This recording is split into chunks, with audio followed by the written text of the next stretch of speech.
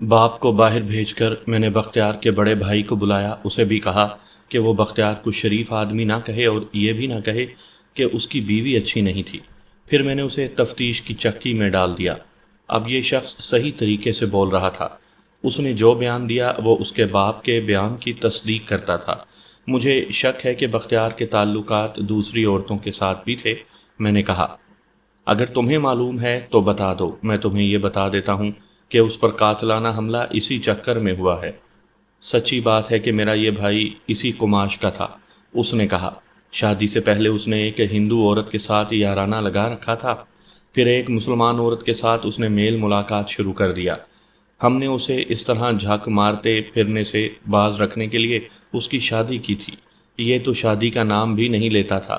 جب شادی ہوئی تو یہ ایک اور عورت کے جال میں پھنس گیا، جس کی 2 جوان اور خوبصورت بیٹیاں ہیں۔ یہ شادی سے پہلے 40 میل دور طوائف بازی کے لیے بھی جایا کرتا تھا۔ جن عورتوں کے ساتھ بختیار کے تعلقات رہے ہیں یا اب تک ہیں، کیا ان میں سے کسی کا خامند یا 1-2 بھائی اتنی غیرت اور جرت والے ہیں کہ انہوں نے بختیار کو قتل کرنا چاہا ہو؟ میں نے پوچھا۔ بختیار کے بھائی نے کچھ دیر سوچ کر جواب دیا کہ ان سب میں اسے ایسا کوئی آدمی نظر نہیں آتا۔ یہ جو انوری اور رحیلہ ہے؟ میں نے پوچھا۔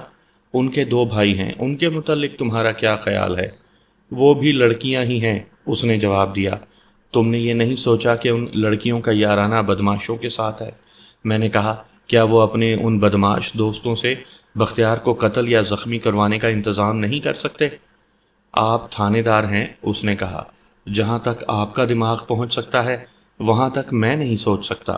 یہ خیال ضرور آتا ہے کہ یہ بھائی اتنے غیرت والے ہوتے تو ان کا اپنا چال چلن صحیح ہوتا، اور اگر ان میں غیرت ہوتی تو بہت پہلے بختیار پر حملہ کروا چکے ہوتے۔ اس شخص سے مجھے کوئی نئی بات معلوم نہ ہوئی۔ یہ کیس ایسا تھا جس کی تفتیش میں میرے مخبر ہی میری مدد کر سکتے تھے۔ میں نے ایک ہیڈ کانسٹیبل سے کہا کہ اس کیس کے مطابق مخبروں کو تھانے بلا لے۔ یہ ایک انسانی مشینری ہوتی تھی جو اکثر اوقات کسی حکم اور ہدایت کے بغیر کام کرنے لگتی تھی۔ میں نے گزشتہ رات جاگتے گزاری تھی۔ اب اگلی رات کا اندھیرا گہرا ہو رہا تھا، جسم شل اور دماغ معوف ہو چکا تھا۔ میں اپنے گھر گیا، کھانا کھایا اور سو گیا۔ صبح کی اذانوں پر میری آنکھ کھلی۔ میں جلدی جلدی تیار ہوا اور ناشتہ کر کے تھانے گیا۔ 3 مخبر کانسٹیبلوں کی بارک میں سوئے ہوئے تھے۔ انہیں جگا کر اپنے دفتر میں بٹھا لیا۔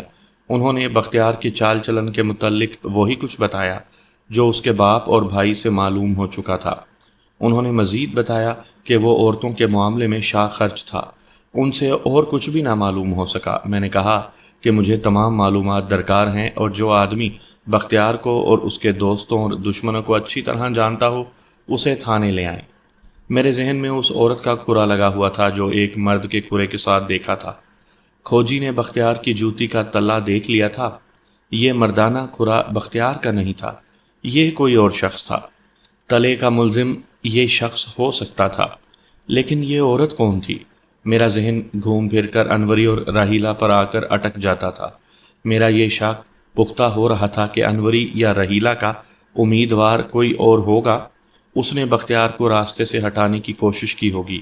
یہ بھی تو ہو سکتا تھا کہ ان دونوں بہنوں میں سے کوئی ایک بختیار کو پسند نہ کرتی ہو اور اس کی ماں بختیار کو اس پر مسلط کر رہی ہو۔ اس لڑکی نے اپنے کسی چاہنے والے سے کہا ہو کہ بختیار کو راستے سے ہٹاؤ۔ یہ سب قیافے اور قیاس تھے۔ اگر موقع واردات پر عورت کا کھرا نہ ہوتا تو میں اس شک پر تفتیش کرتا کہ یہ شخص بدقماش تھا اور کسی بدقماش کے ہاتھوں زخمی ہوا ہے۔ غور کرتے کرتے میرا یہ احساس پختہ ہوتا گیا کہ انوری اور راحیلہ کو شامل تفتیش کرنا پڑے گا۔ میں ہمیشہ خیال رکھا کرتا تھا کہ کسی مسلمان عورت کو تھانے بلانا ٹھیک نہیں۔ میں مسلمانوں کے گھروں میں چلا جایا کرتا تھا، لیکن جب کسی کے سینے سے کوئی سراغ یا راز نکالنا ہوتا تھا تو اسے تھانے بلا لیتا تھا۔ تھانے کا خوف میرا کام آسان کر دیا کرتا تھا۔ ان دونوں لڑکیوں اور ان کی ماں کو میں نے تھانے بلانا بہتر سمجھا۔ میں نے انہیں بلانے کے لیے بغیر وردی کانسٹیبل کو بھیجا۔ وہ کالے برقعوں میں آئیں۔ ان کی ماں سفید برقعے میں ان کے ساتھ تھی، اور ایک بھائی بھی ساتھ آیا تھا۔ میں نے چاروں کو اپنے دفتر میں بٹھایا۔ برقعوں کے نقاب چہروں میں گھرے ہوئے تھے۔ لڑکیوں کے بھائیوں کو میں نے غور سے دیکھا۔ 19-20 سال کا نوجوان تھا، جسم دبلا پتلا، گردن لمبوتری، رنگ گورا اور نقش بہت اچھے تھے۔ اس کے چہرے پر گھبراہٹ کا یہ عالم تھا جیسے ابھی رو پڑے گا۔ میں نے اس سے پوچھا کہ اس کا باپ کہاں ہے؟ اس نے بتایا کہ دکان پر چلا گیا ہے، ان کی کپڑے کی دکان تھی۔ میں نے ان چاروں سے کہا کہ وہ ڈرے نہیں، ان پر کوئی الزام نہیں، ان سے کچھ پوچھنا ہے، پھر میں انہیں پوری عزت سے رخصت کر دوں گا۔ آپ بختیار کے سلسلے میں ہم سے کچھ پوچھیں گے؟ لڑکیوں کی ماں نے پوچھا۔ یہی سلسلہ ہے، میں نے جواب دیا۔ اس کا آپ کے گھر آنا جانا تھا۔ مجھے اس شخص کو پکڑنا ہے جس نے بختیار کو تو قتل ہی کر دیا تھا، لیکن اللہ نے اسے بچا لیا ہے۔ ہم سے آپ کیا پوچھیں گے؟ ماں نے کہا۔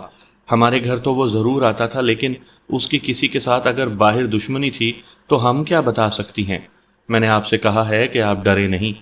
میں نے کہا، آپ کا اس واردات میں ہاتھ نہیں، میں آپ کا مسلمان بھائی ہوں، آپ کی عزت کا پورا خیال رکھوں گا۔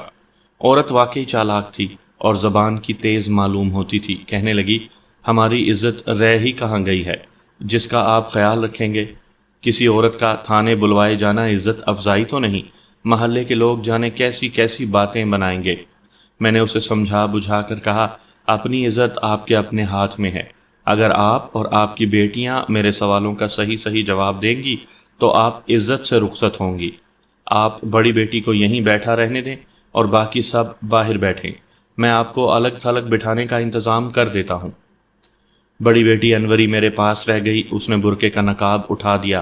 وہ اتنی خوبصورت تھی کہ اس کی خاطر آدمی قاتل بھی ہو سکتا تھا اور مقتول بھی۔ میں نے اس کا خوف اور حجاب ختم کرنے کے لیے اسے ہمدردانہ لہجے میں بہت کچھ کہا اور خبردار بھی کیا کہ وہ کچھ چھپانے کی کوشش نہ کرے۔ اسے یہ بھی بتایا کہ وہ مجھے جو کچھ بھی بتائے گی میں وہ لکھوں گا نہیں اور کسی کو پتہ نہیں چلے گا کہ اس نے مجھے کیا بتایا ہے۔ مجھے بہت سی باتوں کا علم ہے، میں نے اسے کہا۔ پولیس کے پاس گھر گھر کی خبر ہوتی ہے، کسی کے گھر کوئی بات چھپی ہوئی نہیں ہوتی۔ اگر تم کچھ چھپاؤ گی یا جھوٹ بولو گی تو مجھے پتہ چل جائے گا، اگر سچ بولو گی تو میں تمہارا پردہ قائم رکھوں گا۔ جہاں میں نے محسوس کیا کہ تم مجھے دھوکے میں رکھنے کی کوشش کر رہی ہو تو میں پولیس والا سلوک کروں گا، پھر تمہیں بہت پریشانی ہوگی۔ مجھے یہ بتا دو کہ بختیار نے تمہارے ساتھ ابھی تک شادی کیوں نہیں کی؟ وہ خاموش رہی اور میرے منہ کی طرف دیکھنے لگی۔ اس نے تمہاری خاطر اپنی بیوی کو طلاق دی تھی، میں نے کہا۔ وہ تمہارے گھر آتا رہا، پھر شادی کیوں نہ ہو سکی؟ وہ پھر بھی خاموش رہی۔ اب اس نے سر جھکا لیا۔ انوری، میں نے کہا، تمہیں جواب تو دینا ہی پڑے گا۔ جتنی جلدی بولو گی اتنی جلدی تھانے سے نکلو گی۔ تمہاری خاموشی بتا رہی ہے کہ تم کچھ چھپا رہی ہو۔ کیا یہ سچ ہے کہ تمہاری ماں نے بختیار سے کہا تھا کہ وہ اپنی بیوی کو طلاق دے دے اور تمہارے ساتھ شادی کر لے؟ اس نے سر کو ہلا کر بتایا کہ یہ سچ ہے۔ کیا تم نے بختیار کو پسند کر لیا تھا؟ اب اس کے منہ سے بڑی دھیمی سے جی نکلی۔ تمہارے رشتے کا کوئی اور امیدوار بھی تھا؟ میں نے پوچھا۔ میرا مطلب ہے کہ کسی اور کے ساتھ تمہاری بات پکی ہو چکی تھی؟ میری ماں تو 3 لڑکوں کے ساتھ میری بات پکی کر چکی تھی، اس نے کہا، لیکن وہ میرا رشتہ بختیار کو دینے کا فیصلہ کر چکی تھی۔ مجھے یہ بھی معلوم کرنا تھا کہ انوری کے اور امیدوار تھے یا نہیں۔ انوری نے 1 کے بجائے 3 بتا دیے۔ کیا ان 3 میں سے تم کسی کو پسند کرتی تھی؟ میں نے پوچھا۔ وہ پھر جھینپ گئی۔ میں نے بہت سی باتیں کہہ سن کر اس کی جھجک دور کی۔ بہت دماغ سوزی کرنی پڑی۔ میں ضروری نہیں سمجھتا کہ یہ ساری باتیں آپ کو سناؤں۔ آپ کو کام کی بات یہ سناتا ہوں کہ میں نے اپنی زبان کا جادو چلا کر اس کی زبان کھلوا لی۔ وہ مر جاتا تو میں خوش ہوتی، انوری نے کہا۔ اس نے مجھے دھوکہ دیا ہے۔ اس نے بتایا کہ بختیار نے اسے یوں دھوکہ دیا تھا کہ بختیار ان کا قریبی رشتہ دار تھا، اس لیے وہ اس سے پردہ نہیں کرتی تھی۔ بختیار نے شادی کے بعد انوری کے گھر آنا شروع کر دیا۔ وہ خوبرو آدمی تھا اور ہنسمکھ بھی۔ اس نے انوری کی ماں کے ساتھ بے تکلفی پیدا کر لی اور اسے تحفے بھی دینے لگا۔ انوری کو یہ شخص اچھا لگنے لگا۔ یہ موقع شاید ماں نے پیدا کیا ہوگا کہ بختیار انوری کو الگ کمرے میں ملا۔ اس نے انوری سے کہا کہ وہ اسے دل و جان سے چاہتا ہے، مگر اس کی شادی ایسی لڑکی سے کر دی گئی ہے جو اس کے جذبات کا خیال نہیں رکھتی۔ اسے معلوم ہی نہیں کہ جذبات ہوتے کیا ہیں۔ اس طرح وہ جب بھی انوری کے گھر آتا تو انوری کی ماں کے منہ میں ہڈی دے کر انوری کو الگ کمرے میں بٹھا لیتا۔ وہ روحانی محبت کا اظہار کرتا اور اپنی بیوی کا رونا روتا۔ انوری اس کی غم خار بن گئی۔ راحیلہ یہ ملاقاتیں دیکھ رہی تھی لیکن وہ خوش تھی کہ اس کی بہن کو بڑا اچھا رشتہ مل رہا ہے۔ انوری جو کچھ دیر پہلے تک جھیپ اور جھجک رہی تھی اب کھل کر بولنے لگی۔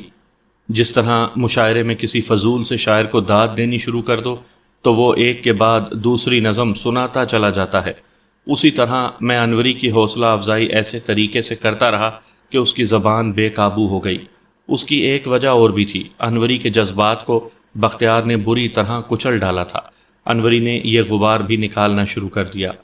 میں اپنے آپ کو خوش نصیب سمجھتی تھی، مجھے ایسا خامند مل رہا تھا جو میری پسند کا خامند تھا، انوری نے کہا۔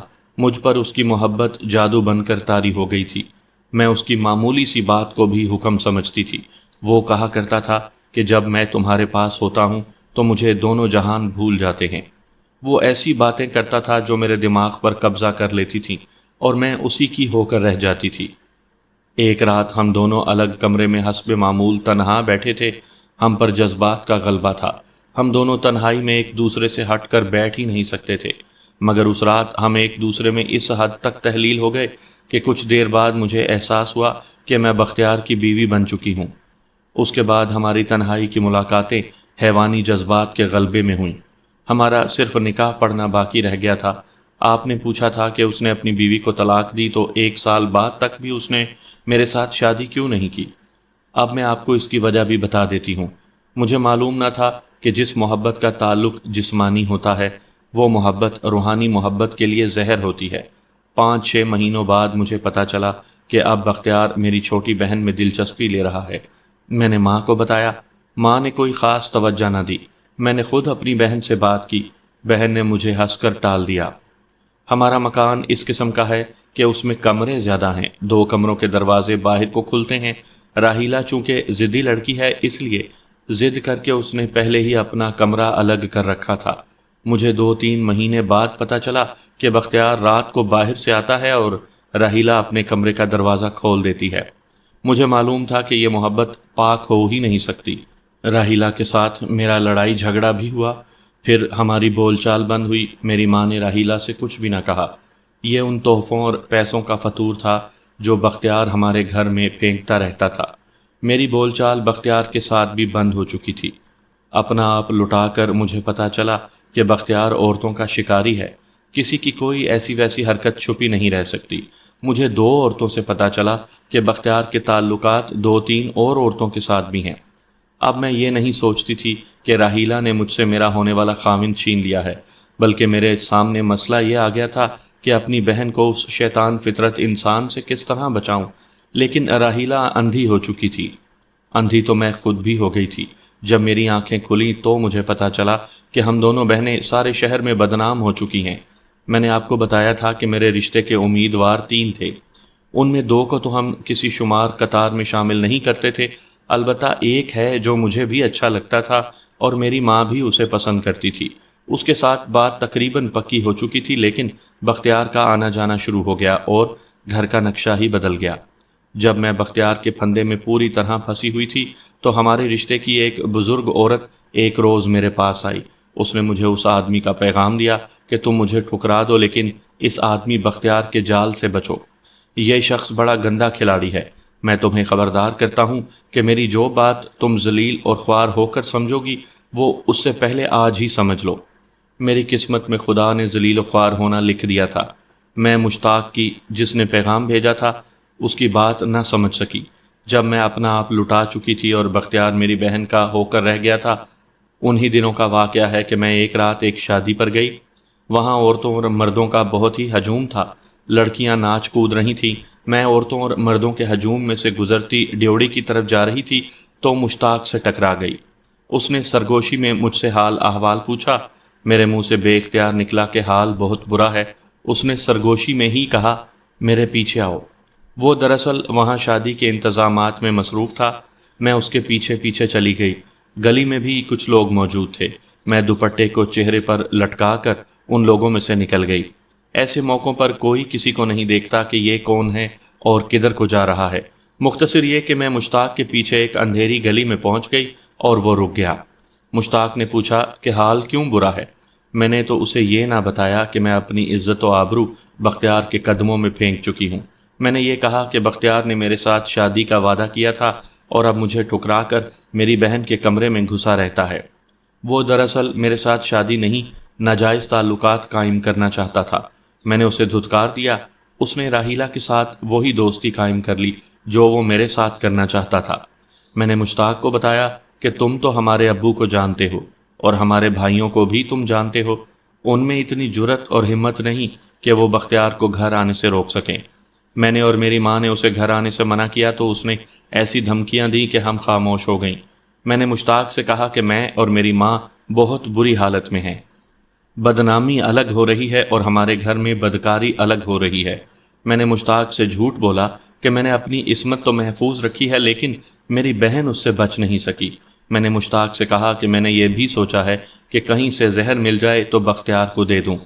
میں نے مشتاق کے ہاتھ پکڑ کر چومے اور اسے اللہ کا واسطہ دے کر کہا کہ مجھے بخش دینا، میں نے تمہارے ساتھ شادی کرنے کا تہیہ کر رکھا ہے، اگر میرے ماں باپ نہ مانے تو میں تمہارے پاس آ جاؤں گی۔ میں نے یہ بات اس لیے کہی تھی کہ مجھے معلوم تھا کہ مشتاق مجھے بری طرح چاہتا ہے۔ میں نے اسے یہ بھی کہا کہ جب تک بختیار کا ہمارے گھر میں آنا جانا بند نہیں ہو جاتا کوئی شریف گھرانہ ہمارے قریب نہیں آئے گا۔ مشتاق نے بڑی دلیری سے کہا کہ میں اس کا آنا جانا بند کر دوں گا۔ اس ملاقات کے تقریباً 1 ماہ بعد یہ واقعہ ہو گیا۔ میرے دل میں پہلا خیال یہ آیا کہ یہ مشتاق کا کارنامہ ہے۔ اتنا کہہ کر وہ چونک کر چپ ہو گئی اور اس کی نظریں میرے چہرے پر جم گئیں۔ ذرا دیر بعد گھبرائی ہوئی آواز میں بولی، میں نے مشتاق کا نام لے کر غلطی کی ہے، آپ اسے پکڑ لیں گے۔ کیا اس کے بعد مشتاق تمہیں ملا تھا؟ نہیں، اس نے جواب دیا۔ میں اسے ملنا چاہتی تھی لیکن اس سے ملنا آسان نہیں تھا۔ دیکھو انوری، میں نے شفقت کے لہجے میں اس سے کہا، تم نے میرے دل میں بختیار کی نفرت پیدا کر دی ہے۔ اسے جس کسی نے بھی مارا ہے بڑا ہی اچھا کیا ہے۔ ایسے ذلیل اور بدکار آدمی کے ساتھ ایسا ہی ہونا چاہیے تھا۔ اگر یہ کام مشتاق نے کیا ہے تو مجھے بتا دو تاکہ میں اسے سزا سے بچانے کا بندوبست کر لوں۔ یہ میرے اختیار میں ہے، گھبراؤ نہیں، میں مشتاق کو گرفتار بھی نہیں کروں گا۔ اس کے چہرے پر رونق واپس آ گئی، لیکن اس نے پھر وہی بات کہی کہ وہ مشتاق سے ملی نہیں، نہ اسے کوئی پیغام ملا ہے۔ انوری نے آگے ہو کر میرا ایک ہاتھ اپنے دونوں ہاتھوں میں لے لیا اور اس کی دونوں آنکھوں میں آنسو آ گئے۔ اس نے منت کی کہ میں مشتاق کے خلاف کوئی کارروائی نہ کروں۔ میں نے پیار سے، ہمدردی اور شفقت سے اس کے سینے سے اصل بات نکلوانے کی پوری کوشش کر ڈالی، لیکن وہ یہی کہتی رہی کہ اسے بالکل علم نہیں کہ مشتاق نے بختیار کو مارا ہے۔ بہت وقت صرف کر کے اور ہر طرح کی جھک جھک کے بعد میں یہ ماننے پر آ گیا کہ انوری کو معلوم نہیں۔ بہرحال مجھے یہ خوشی ہوئی کہ ایک اور مشتبہ میرے سامنے آ گیا تھا۔ میں نے باتوں باتوں میں انوری سے مشتاق کے گھر کا اتا پتہ معلوم کر لیا۔ میں نے اسے کہا کہ ذرا باہر بیٹھو۔ میں باہر نکلا۔ تقریباً 60 سال کی عمر کا ایک معزز سا آدمی کھڑا تھا۔ پتہ چلا کہ یہ انوری کا باپ ہے۔ میں اسے اپنے دفتر میں لے گیا۔ گورے رنگ کا یہ بوڑھا جوانی میں خاصا خوبصورت رہا ہوگا، اب تو اس کے کندھے آگے کو آ گئے اور سر جھک گیا تھا۔ میں نے اس سے پوچھا کہ اس کے گھر میں کیا ہو رہا ہے اور بختیار جیسے آدمی کو اس نے اپنے گھر میں آنے کی کھلی چھٹی کیوں دے رکھی تھی۔ اس کی بے نور آنکھوں میں آنسو آ گئے اور اس نے سر جھکا لیا۔ میں نے اسے بہت کچھ کہا۔ میں مجبور ہوں جناب عالی، اس نے کانپتی ہوئی آواز میں کہا۔ میں اس عورت کے ہاتھوں سخت مجبور ہوں۔ میری بیٹیاں اتنی نیک اور شریف ہوا کرتی تھیں کہ لوگ ان کی تعریف کیا کرتے تھے، لیکن ماں نے انہیں بھی اپنے رنگ میں رنگ لیا ہے۔ خدا نے مجھے جو بیٹے دیے وہ نہ دیتا تو میں اتنا زیادہ رسوا اور بدنام نہ ہوتا۔ اولاد اور اس کی ماں نے آج مجھے تھانے تک پہنچا دیا ہے۔ اس بوڑھے پر مجھے بہت ترس آیا۔ مجھے اپنا کام کرنا تھا، جس کی تکمیل کے لیے میں نے یہ طریقہ اختیار کیا کہ اس بوڑھے کی دل جوئی کے ساتھ ساتھ اپنے کام کی پوچھ گچھ بھی کرتا رہا۔ اس سے مجھے کوئی نئی بات معلوم نہ ہوئی سوائے اس کے کہ بختیار کی بدماشی سے وہ ڈرتا تھا اور اپنی بیوی سے بھی ڈرتا تھا۔ کیا مشتاق نام کے ایک آدمی کے ساتھ آپ نے انوری کی بات پکی کر دی تھی؟ میں نے پوچھا۔ مجھ پر ہوتا تو میں دونوں بیٹیوں کی بات کبھی کی پکی کر کے انہیں رخصت کر چکا ہوتا، بوڑھے نے جواب دیا۔ مشتاق کے ساتھ بات پکی ہو گئی تھی، ابھی منگنی نہیں ہوئی تھی کہ بختیار آن ٹپکا۔ میرے پوچھنے پر اس نے یہ بھی بتایا کہ مشتاق نے اسے 3-4 مرتبہ کہا تھا کہ اس کے گھر میں بختیار کا آنا جانا اس کی بے عزتی کا باعث بن رہا ہے اور لوگ بڑی ننگی باتیں کر رہے ہیں۔ بوڑھے نے اسے کہا تھا کہ وہ بختیار کو گھر میں آنے سے روکے گا، لیکن وہ روک نہیں سکا۔ مشتاق نے یہ آپ سے کہا نہیں تھا کہ آپ اگر اجازت دیں تو وہ بختیار کو آپ کے گھر آنے جانے سے روک دے؟ آپ کو کس نے بتایا ہے؟ بوڑھے نے حیرت سے پوچھا اور کہا، یہ بات مشتاق نے مجھے 2 مرتبہ کہی تھی۔ آپ نے اس کے جواب میں اسے کیا کہا تھا؟ میں نے اسے روک دیا تھا، بوڑھے نے کہا۔ میں نے اسے کہا تھا کہ وہ بدمعاش آدمی تمہاری بے عزتی کر دے گا۔ آخری بار مشتاق نے یہ بات کب کہی تھی؟ وہ سوچ میں پڑ گیا، پھر بولا، میرا خیال ہے کہ کوئی 1 مہینے پہلے کی بات ہے۔ جب آپ نے مشتاق سے کہا تھا کہ بختیار اس کی بے عزتی کر دے گا تو مشتاق نے کیا کہا تھا؟ اس نے کہا تھا، معلوم نہیں آپ لوگ اس سے کیوں ڈرتے ہیں؟ بوڑھے نے جواب دیا، مشتاق نے کہا تھا کہ میں 1 منٹ میں بختیار کی بدمعاشی ہوا کر دوں گا۔ اس کے بعد بھی مشتاق نے کبھی آپ سے کوئی ایسی بات کہی تھی؟ اس کے بعد وہ شاید 2 یا 3 مرتبہ مجھے ملا تھا، بوڑھے نے جواب دیا۔ 1 مرتبہ اس نے مجھ سے پوچھا تھا کہ میں نے انوری کا رشتہ اسے دینے کا جو فیصلہ کیا تھا وہ کہیں ختم تو نہیں کر دیا گیا؟ میں نے اسے جواب دیا تھا کہ بختیار نہ آن ٹپکتا تو انوری اس کے گھر پہنچ چکی ہوتی۔ میں نے مشتاق کو یقین دلایا تھا کہ میں انوری کا رشتہ اسے ہی دینے کا فیصلہ کیے بیٹھا ہوں، لیکن انوری کی ماں بختیار کے حق میں ہے۔ یہ کب کی بات ہے؟ 7-8 روز گزرے۔ بختیار کے ساتھ یہ واردات پرسوں رات ہوئی ہے۔ میں نے بوڑھے سے کہا اور پوچھا، کل کس وقت مشتاق آپ سے ملا تھا؟ کل 10-11 بجے کے درمیان مشتاق میری دکان پر آیا تھا، بوڑھے نے جواب دیا۔ اس نے خوشی کا اظہار کیا تھا کہ بختیار کو کسی نے پار کر دیا ہے۔ کیا آپ نے اس سے پوچھا تھا کہ یہ کارنامہ کس نے کر دکھایا ہے؟ جی ہاں، بوڑھے نے جواب دیا۔ یہ تو قدرتی بات ہے۔ یہ بات ہوئی تھی، مشتاق کہتا تھا کہ اس لوفر لفنگے نے کسی کی بہن یا بیٹی پر ہاتھ ڈالا ہوگا اور اپنے کیے کی سزا پا لی۔ یہ بوڑھا اتنا مجبور اور مظلوم تھا کہ دماغ پوری طرح اس کا ساتھ نہیں دے رہا تھا۔ میں اس سے جو سوال کرتا وہ سوچے سمجھے اور ہیرا پھیری کیے بغیر مجھے جواب دے دیتا۔ اس سے تو اس کی بیٹی عقل والی تھی، جس کے منہ سے مشتاق کا نام نکلا تھا تو وہ چونک پڑی تھی کہ اس نے ایک راز مجھے دے دیا ہے۔ وہ میرے ذہن میں مشتاق کے خلاف بڑا پختہ شک پیدا کر گئی تھی۔ اب اس کے باپ نے اس شک کو مزید پختہ کر دیا تھا۔ میرا ذہن مشتاق کے گرد گھومنے لگا۔ میں نے بوڑھے کو باہر بھیج دیا اور اس کی چھوٹی بیٹی راہیلہ کو بلا لیا۔ راہیلہ نے اندر آتے ہی برقعے کا نقاب اٹھا دیا۔ وہ اپنی بڑی بہن سے زیادہ خوبصورت تھی اور اس کے جسم کی ساخت انوری سے زیادہ پرکشش تھی۔ اس کے چہرے پر بھی وہی گھبراہٹ تھی جو ہونی چاہیے تھی۔ انوری کے ساتھ تو میں نے شفقت اور ہمدردی سے بات کی تھی، راہیلہ کو میں نے خوف اور گھبراہٹ میں ہی رکھنا بہتر سمجھا۔ تمہارے گھر کی ہر ایک بات مجھے پہلے ہی معلوم تھی، میں نے کہا۔ اب تمہاری بڑی بہن 2 گھنٹے میرے پاس بیٹھ کر گئی ہے۔ تم یوں کرنا کہ جھوٹ بولنے کی جرات نہ کرنا، مجھے گمراہ کرنے کی کوشش کرو گی تو یہ سوچ لو کہ یہ تھانہ ہے۔ مجھے سب کچھ سچ بتا دو گی تو میں تمہاری بہت عزت کروں گا۔ کیا تمہاری ماں کو معلوم ہے کہ بختیار کے ساتھ تمہارے تعلقات ناجائز ہیں؟ اس نے سر جھکا لیا۔ میں نے اسے زیادہ سوچنے کی مہلت نہ دی اور اپنا سوال دہرایا۔ اس نے آہستہ سے سر ہلا کر بتایا کہ ماں کو معلوم تھا۔ ماں تمہارا رشتہ بختیار کو دینا چاہتی تھی یا انوری کا؟ پہلے تو انوری کی بات ہوئی تھی، اس نے دبی دبی اور شرمائی ہوئی سی آواز میں جواب دیا، لیکن بختیار نے انوری سے توجہ ہٹا لی تھی۔ مجھے اس سے کوئی غرض نہیں تھی کہ کس کے تعلقات کس کے ساتھ ہیں اور تعلقات کیسے ہیں۔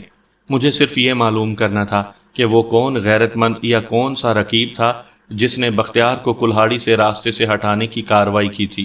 میں نے راہیلہ سے پوچھا کہ بختیار سے پہلے اس کے پاک یا ناپاک تعلقات کس کے ساتھ تھے؟ کسی کے ساتھ بھی نہیں تھے، راہیلہ نے جواب دیا۔ میں نے کسی رقیب کی نشاندہی کرانے کی بہت کوشش کی، لیکن یہ لڑکی اپنے اس جواب پر قائم رہی کہ اس کے تعلقات کسی کے ساتھ نہیں تھے، نہ ہی اس نے کبھی ایسی بات سوچی تھی۔ میں نے اسے یہ بھی کہا کہ کوئی آدمی اس کی عزت پر ہاتھ ڈالے اور وہ اپنے بھائیوں کو بتائے تو اس کے بھائی کیا کریں گے؟ اس نے جواب دیا کہ وہ اندر جا کر بیٹھ جائیں گے۔ ان دونوں بھائیوں کے متعلق میرا ذہن پہلے سے صاف تھا، ان میں اتنی جرأت نہیں تھی۔ میں راہیلہ سے کچھ اور پوچھنے لگا تو اسے ابکائی آئی۔ میں نے اس سے پوچھا کہ کیا اسے کوئی اس قسم کی تکلیف ہے؟ وہ آخر کم سن لڑکی تھی، اس نے ایسا جواب دیا کہ میں شک میں پڑ گیا۔ وہ مجھے کوئی بیماری بتانا چاہتی تھی جو اسے معلوم نہیں تھی۔ اسے یکے بعد دیگرے 3-4 ابکائیاں آئیں۔ کیا گھبراہٹ محسوس کر رہی ہو؟ میں نے اس سے پوچھا۔ ابکائیاں کب سے آ رہی ہیں؟ جب کبھی ایسی ویسی بات ہو جاتی ہے تو مجھے ابکائیاں آنے لگتی ہیں، اس نے جواب دیا۔ کسی گھر میں ماتم ہو جائے تو میں وہاں نہیں جاتی، اگر جاؤں تو میت کو نہیں دیکھتی، اگر میت کا چہرہ دیکھ لوں تو صرف ابکائیاں نہیں بلکہ مجھے قے آنے لگتی ہے۔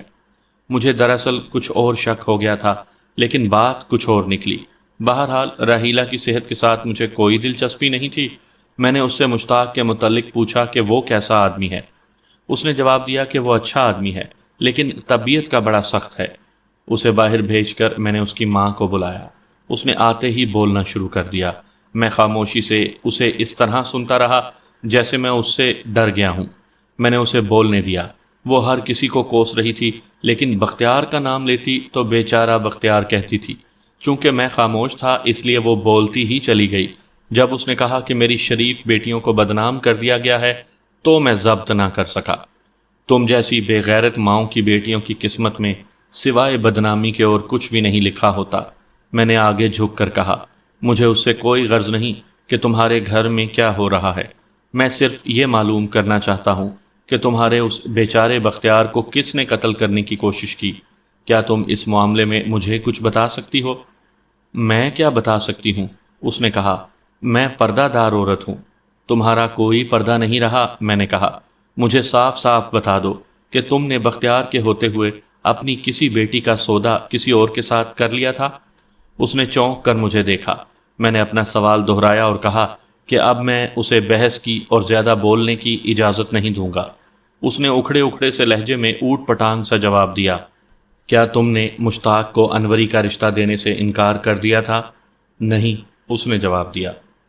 کیا مشتاق نے یا اس کی ماں یا اس کے باپ نے تمہیں کبھی کہا تھا کہ منگنی یا شادی کر دو؟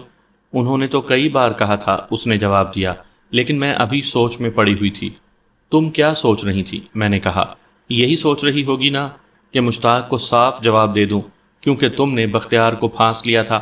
ہاں، اس نے جواب دیا، میں مشتاق کو صاف جواب دے دینا چاہتی تھی۔ کیوں؟ میں نے پوچھا۔ اس میں کیا خرابی تھی؟ وہ اچھا آدمی نہیں، اس نے جواب دیا، لڑائی جھگڑے بہت کرتا ہے اور غصیلا بھی ہے۔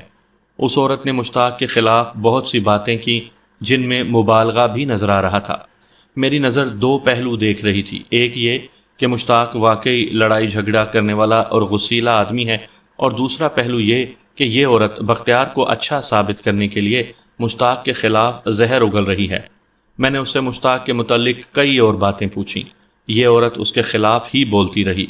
اس سے مجھے اور کچھ بھی حاصل نہ ہوا۔ میں نے ان سب کو جانے کی اجازت دے دی۔